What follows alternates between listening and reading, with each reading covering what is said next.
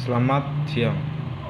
Mohon izin, saya Taruna atas nama Aries Putar Polri TPIT NIT 2104-027 izin menjabarkan tentang alat tangkap trawl. Trawl adalah alat tangkap ikan yang terbuat dari jaring berbentuk kerucut dengan salah satu ujung terbuka lebar sebagai mulut dan semakin kecil ujung yang lain sebagai kantong yang dapat dibuka atau ditutup. Jaring berbentuk kerucut ini dapat ditarik di sepanjang dasar perairan dengan kecepatan dan jangka waktu tertentu untuk menangkap ikan dasar. Mulut jaring dapat terbuka lebar oleh papan pembuka yang dikaitkan pada kedua sisi mulut dengan terbuka tegak oleh pelampung pada tali, pelampung di pinggir atas mulut, dan pemberat pada tali pemberat di pinggir bawah mulut jaring. Mulut jaring yang terbuka lebar selama ditarik, jaring akan menelan semua benda yang dilewatinya, sehingga alat tangkap ini digolongkan sebagai alat tangkap yang tidak selektif. Untuk metode penangkapan alat tangkap trawl, dalam proses pengoperasiannya, trawl banyak faktor yang perlu dipertimbangkan. Terkait dengan sasaran penangkapan, faktor yang perlu diketahui antara lain tingkah laku dan kecepatan berenang ikan, serta letak, kedalaman, kecepatan berenang ikan diperlukan untuk menentukan kecepatan penarikan trawl atau kecepatan kapal.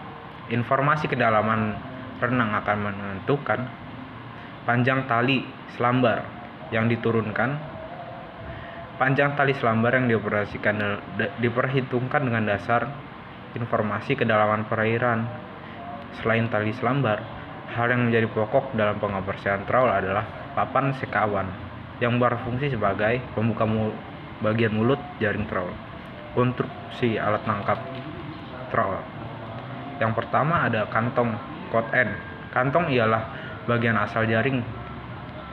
Kawasan terkumpulnya yang akan terjadi tangkapan. Pada ujung kantong diikat pada tali buat menjaga supaya akibat tangkapan tak mudah lolos.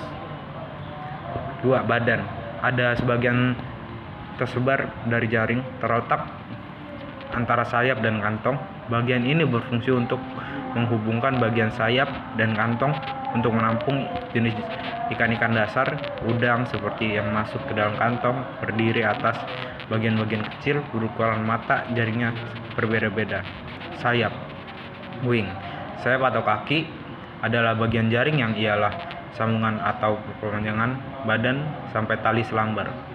Fungsi sayap merupakan buat menghadang dan mengarahkan ikan agar masuk pada kantong. Verbal mouth. Alat tangkap trawl memiliki bibir atas serta bibir bawah yang berkedudukan sama. Pada bagian jaring terdiri atas dua bagian. Pertama, pelampung, tujuannya untuk mengaitkan atau memberikan daya apung serta bisa menarik ke atas, dan pemberat untuk menarik ke bawah atau memberatkan bagian. Ketiga, ada tali ris berfungsi sebagai kawasan pengikatan bagian sayap jaring, badan jaring, serta pelampung. Keempat, tali ris bawah berfungsi sebagai daerah pengikatan bagian sayap jaring, bagian badan jaring, dan pemberat. Nah, untuk alat tangkap utamanya ada tali menarik berfungsi untuk menarik jaring selama dioperasikan.